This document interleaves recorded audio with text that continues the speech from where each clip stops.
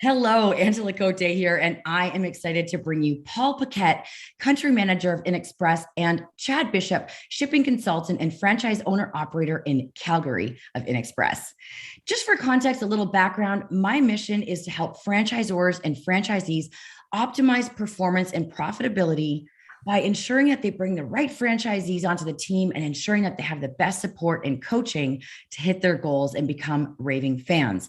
Now, my background comes from an upbringing with the family business M&M Food Market, which my dad is the founder of, and we grew to almost 500 locations over the years. I'm just telling you this so you've got some context as you hear us work through the interview today, and just so you're understanding where all this background comes from. And I have to say that when I first started advising businesses for franchisors, one of the first things I did is I joined the CFA, as my dad had always raved about the education, the connections, and the support we got from the CFA. So I'm really excited to be here with fellow CFA members to continue to learn and hear their stories and have some fun. So Paul and Chad, are you guys ready to get rolling? Absolutely, Angela. And again, thanks for having us here. We're excited. I'm very excited to be here and talk about InXpress and what the opportunities have given me. So thank you very much. Awesome. Well, let's start, Paul, with you. Just for context, can you tell us a little bit about the InXpress concept and what makes it so unique within the shipping and logistics industry? Because I know that you guys are really growing like crazy, an amazing company. So what is it and what makes it unique in the industry? Thanks, Angela. So just a bit of a background to, just so everybody understands where we're going with this. InXpress was actually founded back in 1999 in Manchester, England by the Thompson family. So what's unique about this, it was a father, son, and daughter startup business. So John, Adam, and Zoe, the daughter, started the business. And they heard of a very similar business back in the US. And they said, you know what? I like this concept. I like this model, but what we're going to do is we're going to put it on steroids and we're going to bring this to more of a global scale, which they did. And for the first 5-6 years, business was doing extremely well in the UK. And they said, you know what, off to the US, here we come. So in 2006, which is where Dustin Hanson joined the very first franchise for InXpress outside of the UK. And in 2009, it expanded from there, from the US into the vision of the global expansion, where it opened up in Australia, moved over to New Zealand, India, Hong Kong, Vietnam, the Netherlands, and it has now brought us to where InXpress operates in 14 countries with nearly 500 franchisees right across the world. So it's a unique concept, and the model for InXpress is the passion that InXpress has for helping the small and mid-sized businesses thrive. So they believe that these small and mid-sized businesses are the businesses that fuel the economic engine for the world. And it provides the greatest opportunity for employment and development.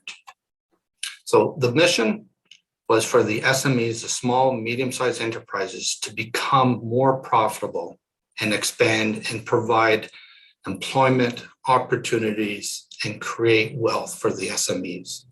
And by doing that, InXpress was able to assist them by providing some trusted carriers right across the world, both on a domestic and an international basis, by allowing them to provide, to operate their business using InXpress with a discounted format. So they're now able to play in a big world as far as getting discounted volume rates with some of our trusted partners like DHL, the UPSs of the world, the FedEx, Canpar, and just a large number of other partners that we have. So that has allowed these small, medium-sized businesses now to become competitive in this ongoing changing environment that we live with. Paul, I got to ask, is what you're saying then that the the focus on the small and medium enterprises, is that a big part of what makes it unique, or maybe it is what makes it unique?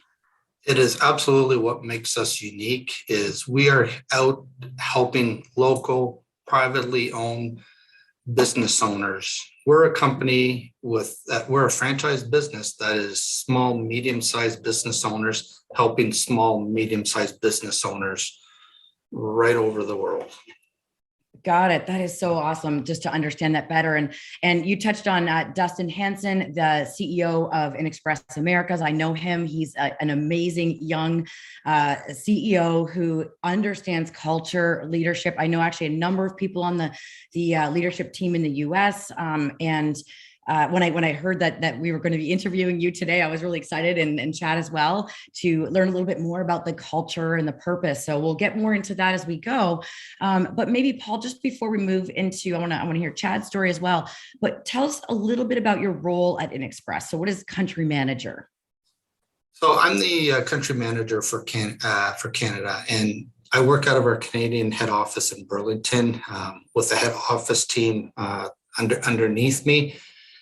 And our role, and it's not just myself, it's the whole head office team, which is what's important for me. It's not about me. We have a solid team of experts that work here out of our head office team. And our goal is to help support our franchisees, encourage them, ensure they have the right tools to manage and operate their business successfully. I'm out there always trying to figure out different ways so that we can improve our service offerings, our overall business growth for our franchisees and customers. So my ultimate role, besides the support, is just to work with everybody so that we can continue the rapid growth that we have been seeing over the last 18 months with this pandemic that we've been going through.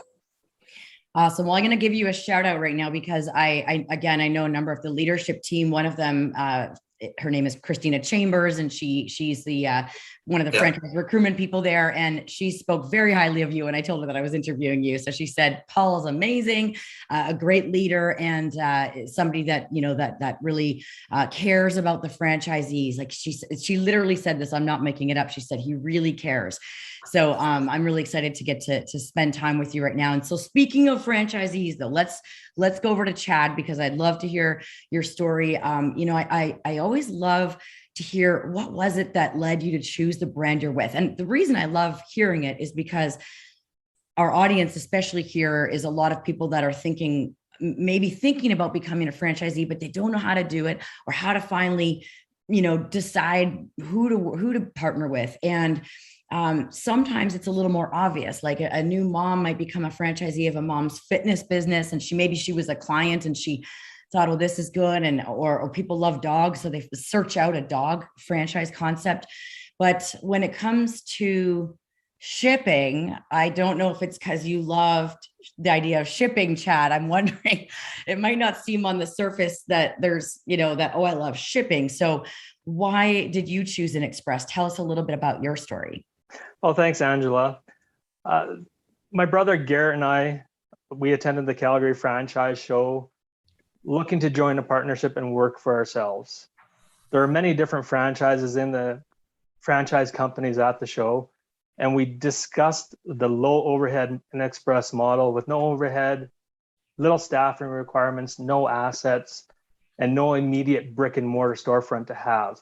So it was an easy choice. Having dealt with LTL and small parcel carriers in my previous roles made me realize that carriers were lacking customer service. They really didn't truly care about the customer's needs. So with the InXpress model, we were able to find a way to bring that service level back to the industry. And I guess that's the biggest reason why we went that route, low overhead and bringing something that was missing in the industry.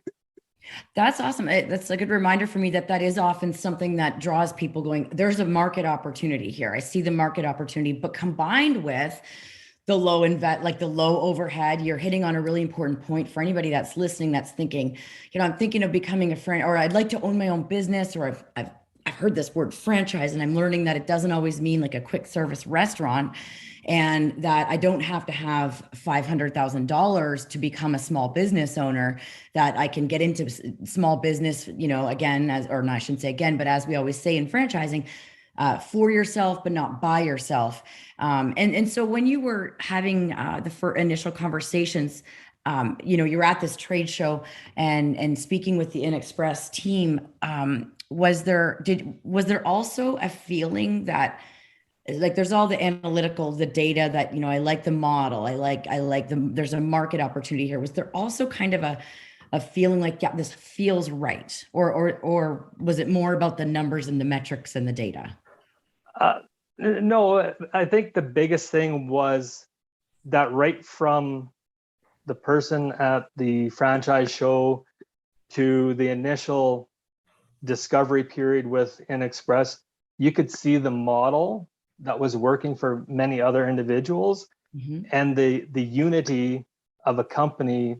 No matter how far we're spread out across the world, there's still unity. You can feel that you have the ability to speak with somebody, whether it be the US or in Canada, one of the original franchise owners in Canada. It was really just that team environment that you miss lots in a corporate world, but in a franchise system, it was really there. And sadly, not every franchise system has that. And that's what's so amazing about InXpress. And I bring that up because, again, we hear this all the time with prospective franchisees thinking, like, how do I know at the end of the day, like, how do I take that leap? And so I think it's a formula of, there's this due diligence that you do on sort of the hard data or the technical, tactical things that you're looking at. And then for you, there was this sense of team and collaboration and feeling like, yeah, I know I can do that. So that's actually perfect, because I wanted to ask, are you able to give any examples of things that the home office team that you have felt, Chad, that you have seen or felt that that helps you feel more a part of this team? Well, I think first off, the franchisees right across America or Canada, you can reach out to them. And they'll answer questions that you have or help you troubleshoot. I know when we were looking at a second unit of owning, we reached out to a couple multi-franchise owners in the US, and they gave us the pros and cons. And we didn't know them from Adam, but they were willing to work with us. And then I think just working through the process of InXpress's discovery to realize who you're meeting with and who cares about your future and what they can provide for you. I think that was just the two biggest sellers for us. That's amazing. And I always, like, when you look at a franchise opportunity, I would always look for, is there that collaboration? Because if there isn't, then there's a real missed opportunity, because there's all these franchisees running the same business in different markets, facing the same challenges. So the franchisor should be providing opportunities to bring you together and leverage that. So that's amazing. And I hear you guys have really good conferences as well. Maybe. I've actually, so again, Dustin Hanson, the CEO of InXpress Americas, actually did a talk at the CFA annual convention, which happens every April. Maybe about 4 years ago, I met him, and his talk was to help other franchisors with how to run a convention or conference that draws people in, and how do you make it so they want to come back, which is a common challenge for franchisors. And it sounds like InXpress has that well figured out. So actually, that leads perfectly into my next question for you, Paul. I am a big believer myself in the importance of fostering a really positive culture, and that culture trickles throughout the company. And I imagine that it explains a lot of the exciting growth that InXpress has had in Canada.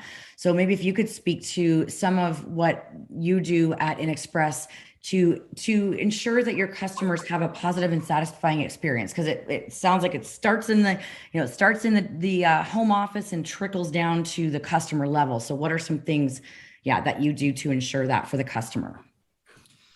Great question, Angela, and something that for me personally, I'm very passionate about. I'm a very big believer in company culture, which is one of the things that definitely attracted myself to the company. But it's important for us to make sure that the people feel excited about coming to work. And if you look at a 24-hour workday, 24-hour day, 8 hours of it is work. So you're spending 30% of your time, at work with your colleagues. So it's important that they feel that they're making a difference. And, for myself personally, I wake up in the morning, I wake up for two reasons. The first reason why I wake up is for myself. It's to make a positive impact on Paul Paquette. And the second reason why I wake up in the morning is to make a positive impact on others. So the culture of InXpress and my beliefs is just a beautiful match. And the people need to make sure that they feel that they're making a difference.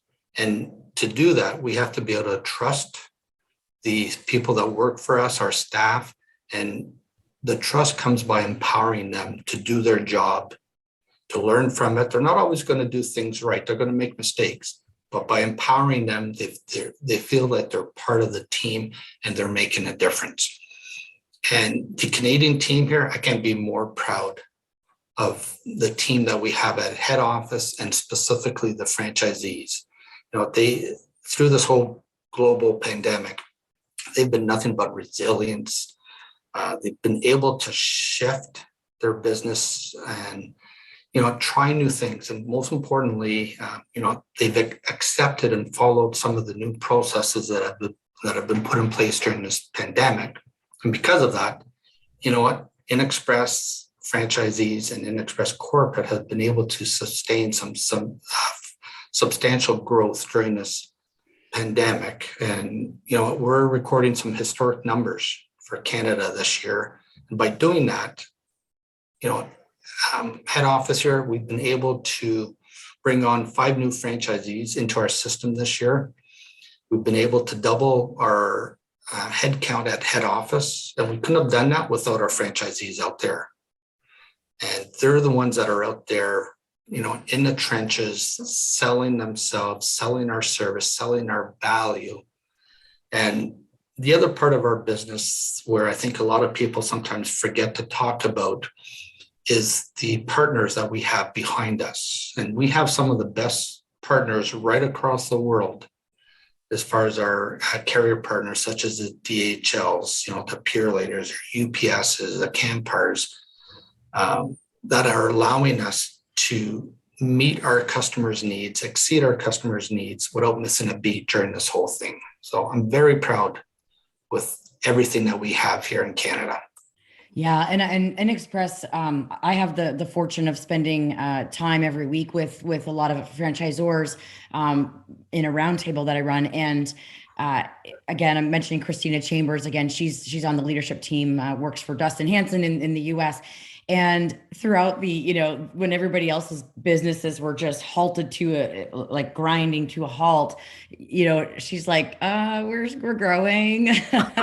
So I'd like to call it a pretty pandemic proof business. It's a very, it's a very essential needs business, which if anybody's thinking, is that a business I want to, when you're looking at businesses, not to, there are a lot of businesses, franchise companies made it through because they're a franchise, because they had the support of each other. But then the ones that are a service like yours really thrived. And so it's definitely a great opportunity. So I just want to zero in a little bit more though on the customer experience. So as a customer, what are some things you do at InXpress to ensure that your customers have a good experience? Are there actually, I'm just thinking back to my days at M&M. We had certain rules that we followed in a fun way, but customers were greeted within a certain number or really seconds of entering the door. We made sure we acknowledged them, and then we always thanked them instead of people saying, "Oh, thanks, thank you," and they walked away. And people would, often companies would, "Oh, you're welcome." No, we would say, "No, thank you. You came and shopped with us."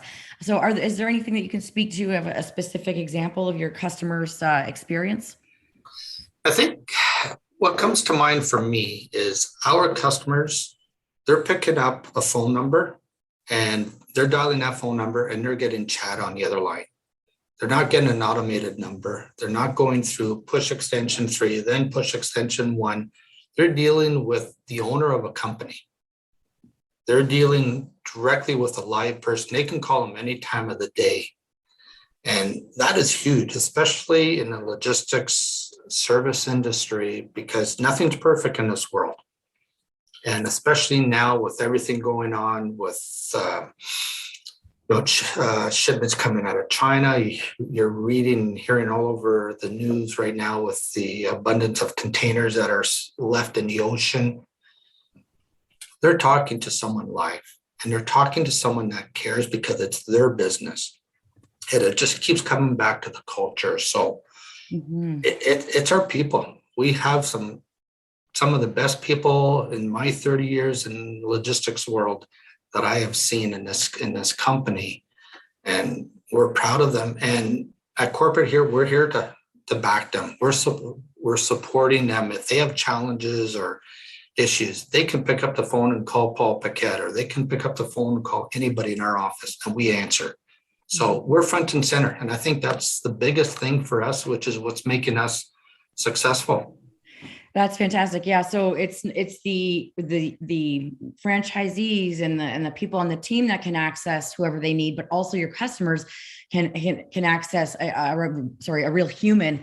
And I just had some flashbacks to, recently, especially with all the, during the pandemic, a lot of, things got automated and became more technical and technological, but to hear that there's still a human involved is really powerful.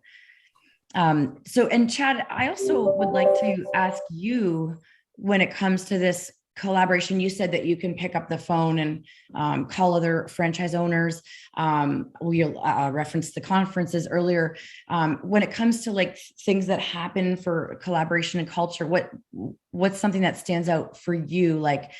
Is it that you get the most out of? Is there a monthly Zoom call or anything like that, or the conference itself, you leave feeling energized and connected? Maybe you can speak to that collaboration.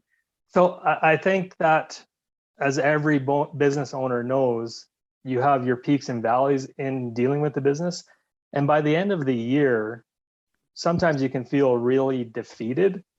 So with the conference or the convention being in a warm place in typically March in the US, for me, it's a great place to get re-energized, speak with top performers, and just hear what's coming down the pipeline of exciting news and really bring that back with me. And that usually lasts the entire year, just because of normal business and personal life stuff that you get deflated after a while. So that convention is the biggest thing. And then in Canada, I have a couple key franchisees that I connect with and just work with to find out how they've dealt with issues or how they've re-engaged customers that they have potentially lost out on or anything like that. So it's just really a great dynamic, a team environment. And with that team environment, I also present that to my customers. I act like an extension of their team so that they know we're working together for their best interest. And that really builds the trust for them. That's amazing. I love it. You're speaking my language with this, having a few franchisees that you reached out to. When I was I don't know if I mentioned this, but I was a franchisee for 18 years of M&M Eat Shops, family business. And I was 25 years old, and I remember like, how do I get the employees to listen to me? How do I get the employees to like follow the rules and all these things? And so I found other franchisees in the system through the help of my, what we called at the time, field consultant, or a field person, and said like, who can I call to get help with this? And the next thing you know, the person that I connected with became a mentor that I could reach. And then I think I became a mentor and almost to her in that, she was learning from my questions. So that's one of the just amazing things about franchising is that built-in network. So, so Chad, what do you love most about being an InXpress franchisee? It's really hard to narrow it down to one thing of what I love about InXpress. So I'm going to give you top three, if that's okay. Oh, I love it. Yeah, for sure. So self-employment really gives me the freedom to have a great work-life balance. InXpress provides the best training and knowledge out of any company that I've worked for or with in my 35 years of working life. Mm-hmm. Simply, if you follow the steps of the business itself, it's a winning model. I truly enjoy speaking with my peers, and we both receive and provide guidance. Our leaders make it easy to connect with them. And again, our conferences are educational and it really that key opportunity to get re-engaged in the business and feel good about what you're doing. Awesome. That's really helpful to understand. The training and support is something that we might want to just go a little deeper on, because again, that, anybody that's thinking of becoming a franchisee, they're like, what does that mean that you're going to help me get up and running? What are you actually going to do? So Chad, can you speak to it a little bit to like what your initial training was like? For sure. So there's the initial boot camp, and that's what they referenced it to as when I started in 2017. I don't know what they referenced to it as now, but it was getting engaged with the system. So obviously there's software that you work with, and there's also the sales model that InXpress teaches you. You definitely have to alter it to suit your personal needs and your regional needs, because every region's different. But the base of what you're trying to do for customers is relevant in anywhere you go. So I guess that would be where I'd have to lead off at. Yeah. And then obviously I've heard already a lot of ways that you get the ongoing support through the leadership team, through the fellow franchisees and wherever else you can get it and need it. So that's awesome. I'm going to switch gears a little bit here. So you are now a multi-unit franchisee. And it's always an interesting thing because sometimes people go in thinking I'm just going to own one, or maybe eventually I might grow to have a couple more territories. Whereas other people come in really planning, I'm going to be growing this big. For you, how did that come about? Like, did you have success with one and then go, I want to kind of grow here?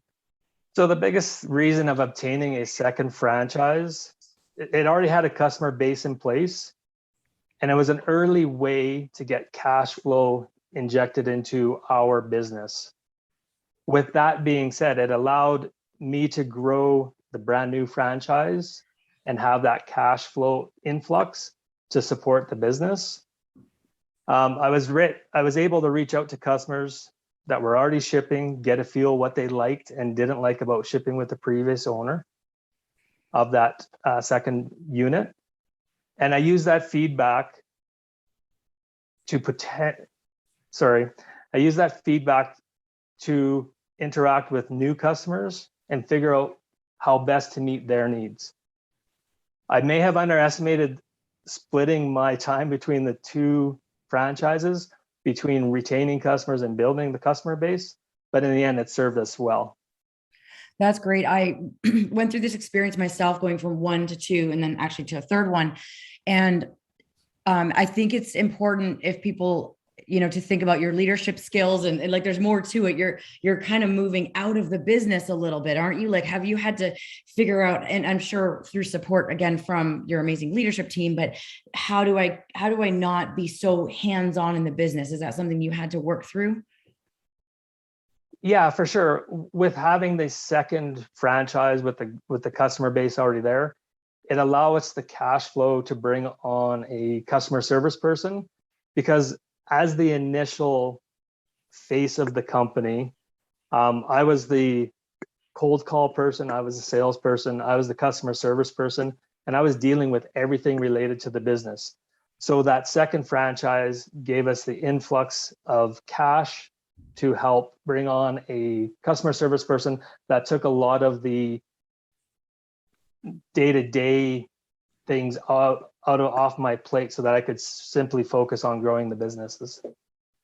That's a really important point, because I think when people start, you picture yourself, well, I guess some people will picture themselves just turnkey. I'm going to get a franchise and go sit in the back and make phone calls. And, that's not what it's like. And we'll come to that a little bit more in a minute. But, you get in there and you do the grind, and other people, I guess some people picture themselves just working in the business. And so it's something for people to think about in advance, that, if there are opportunities to grow, you can get into new territories, and you could have eventually 10 of these if you figure out how to step back and put people in place, like you just said, like a customer service representative. You might not have an answer to this, but I'm curious if you think you'll grow into more territories at some point. There's always that possibility, but we have to make sure what we have, we're doing better before we grow into another one. That's a good answer. I think a lot of people, they grow and they have more territories, but they make less money. So you've got to do it right first, and then move on. Paul, did you want to add anything to that, just on the topic of the multi-unit, helping people go from 1 to 2 to 3 or whatever it is? The only thing I would add is, I really encourage people to, consider that multi-unit concept. But before they get into it, they really have to, think about themselves, is how this is going to fit into their business, and about putting the right people in the right spot. So Chad mentioned, he had the ability to bring on a customer service rep. So the model is there. The model works. It's a proven model. And I just encourage people to, because entrepreneurs take risks. That's why entrepreneurs are in risks. So, to take that second risk sometimes is a little nervous for people. They've already taken that first risk, but you've already done it. You've proven it works for the first one. Let's go do it again. And you're employing people too, which is another very powerful thing. You're impacting people's lives. And, to be able to sit back and say, I've impacted this individual's life with their spouse, their children, look at the lifestyle they have now. What a great success story that is. You know what? I'm really glad you brought that up. I meant to bring this up because, again, shipping, it's like, if you're running a senior care program, you're helping seniors. It feels very purpose driven, or a fitness, you're helping people be healthy. And I think what I've heard again, over and again from people that on that leadership team is that there's this real feeling of purpose that the franchisees get, in that they're helping customers, but they're also providing these employment opportunities and growing teams. And Chad, I'm sure, like your customer service representative, you're fostering growth in them as well as you continue to grow the business. I wanted to also go back to something I forget which one of you said it earlier, but you just said it for sure, Paul, about the model. And when we look at franchise systems and we look at who are the top performers, funny thing is, it's usually the ones who just follow the system, and sorry, just by system, I want to clarify, we mean wearing the uniform and the sort of the obvious things, but we also mean when a franchise owner says, how do I get customers in the door? And you say, this is what you do. Here are things you can do to get customers. Let's get a plan in place, what you're going to do. Well, guess what? If you don't do that, you're not going to get customers. So there's some hard work involved, but it's kind of easy work. Like, I shouldn't say easy, but easy in that you've got that person telling you what you need to do. So I heard you say that. I just want to really emphasize that if you follow the model, all those, that's where then you'll end up as the top performer. I hear it over and over again. It's so true. And, I think it's even before following the model, you got to even take a step further back and say, am I the right fit for this franchise? You know what? Am I what they're looking for? So it's not always just, I want to buy an InXpress franchise and I'm going to make lots of money. You know what? Are you the right fit? One of the new things we're doing this year, we're just in the midst of launching in the next 30 days, is we're doing self-assessments on all our franchisees, owners, and any up and coming franchisees to see that they're a right fit. Because the last thing you want, as a franchisor, as a leader of the country, is to bring in franchisees that are not successful. You want people to be successful. So we've taken a slight different approach this year where we're assessing people. And from those assessment results, our national sales manager, our coaching team that we have here at head office is going to be using this new model to provide continuous coaching, continuous training, along with the model process that's already working. So we're just adding another layer, another component to make sure everybody's successful. And that's going to be announced this year at our convention where we all have fun. Where you have fun. Although you just announced it here. So it's just between us for now. Yeah, just between the three of us. Okay. But all kidding aside, I hear you. And one of the things in my business, like I mentioned at the beginning, I'm trying to help people with how to figure that out, that how do you get a person, how do you assess whether this person is going to be a high performer? And again, it's not because we want them to be a high performer so we make money. We want them to be a high performer as a franchisor because the number one driver of franchise company growth is profitable, happy franchisees. So everybody needs to win. That's the only way it works. So how do we look at a Chad and go, Chad, like, what does he need to have to be successful? And now you have franchisees that are successful. So what I'm hearing is you're assessing their traits and then seeing if the new people coming in, do you have those traits? Okay, cool. And so I created a resource about the 10 traits of a top performing, the DNA of a top performing franchisee. It's available on my website if anyone wants to go find it. I'd love for you someday to, Paul, look at that and see if how you can grade me and see if I got everything. But it's basically in general what makes a good franchisee.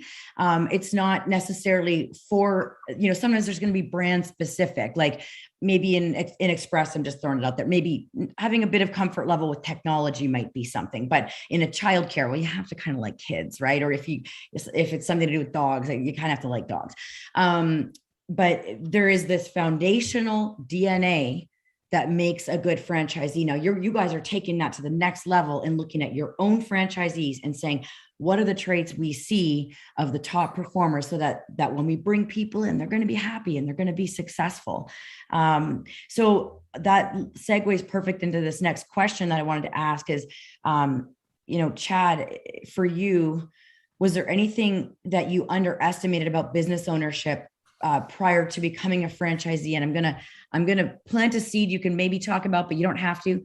But we already kind of hit on it a bit, that it's a franchise. There's a system. Like even with M&M, people would say, "Oh, that's it. You just turn the light on and away you go. Customers are going to come in the door." And I was like, "No, we actually had to work hard." So I think that's one of the myths, is that it's not going to be hard work. I don't know if you had that in your head or if there's anything else that even stood out more. So I think the biggest thing about underestimating the franchise or my business itself is that because I wore so many hats at the beginning, I was everything. Customers to this date still contact me because I'm the owner. Even though I have two other key players with my business, my partner Garrett, who is also an owner, and my customer service rep Tracy, they're very knowledgeable. They know everything that I know, and we all run into things that we don't know, and we have key contacts at all of our carriers or head office that we get the answers that we need for our customers. So it's an ever evolving knowledge that you're gaining for your customers.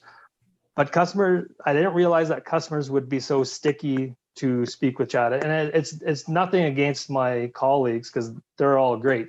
It's just how the business evolved. And as we grow our business and our customer base, all three of us are focused on making those relationships for our customers to any three of us in our specific business, so that they feel comfortable and trustworthy speaking with anybody, knowing that they can get back to them within a certain time period and give them the answers that they need. So that's basically. Yeah. I am flashing back when I would hop into my store when I hadn't been there for a little while, and the customers like, "You're here," like they couldn't believe it. And I think the main point there, that the nugget, the takeaway is that's a huge part of why the franchise model is so fantastic, is that you connect with people and they know that you're the one they're supporting. It's not, I'm supporting some corporate office in Mexico or whatever, like far away, somewhere I don't know. There's a human there. Back to this human people connection, that's why it works. So that was a great point. Really good insights. And I think further to your second part where you wanted me to think, I think the biggest thing to be successful is running with the plan that the franchisor gives, working that to fit your needs, but also being self-motivated, self-driven, disciplined, so that you're not taking time off because you own your own business, that you're really driving that business forward. And I mean, really just get up, get dressed, and get out there is the easiest thing I can say to any prospect business owner, because if you don't want to do it, then it's not going to work for you having a name of InXpress. People aren't just going to flood to you. You still have to do all the hard work to grow that business name and your own image. I love that you pointed that out, because that is probably one of the biggest misconceptions I think people have that franchisors are trying to help their franchisees with, is like, you still got to get out there. You still have to put in the time. So Paul, I'd love to hear if you have anything to add to that as well. I think, the only thing I would add is, most people, I bought a franchise, I'm going to sit back, I'm going to go on a boat and I'm just going to watch the money come in. It doesn't work that way.